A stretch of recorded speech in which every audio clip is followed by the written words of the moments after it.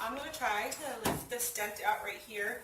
Got it scraping the van on the side of the garage door. I have about this much clearance on the other side, and one time I didn't get it. We already tried to lift it with the Papa Dent thing, and we had a couple more dents up there, and it did lift it, but the Papa Dent thing, it's like a one-time use, and we ran out of parts because we had several little dents. And so this is the big main dent, and we have this PDR dent lifter thing. We'll put up the link on Amazon, and I am going to try it out.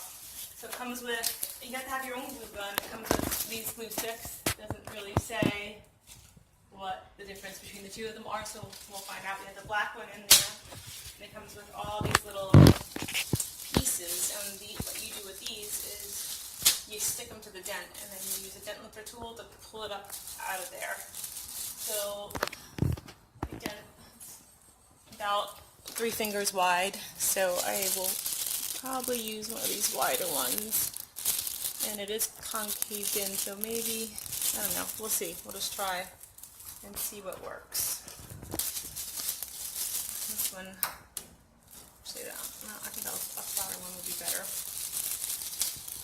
It's round and flat, so I'm gonna try this one. So what you do is you put a little bit of the glue on like that, and you stick the pad on and hold it in place. Now it's sitting there. You wait a little bit. You just let the glue dry. Okay, it's been a couple minutes, and this is on here really good, so I'm going to try to pull this dent once and for all. Okay. Screw it back some. I can't do anything more with my hand.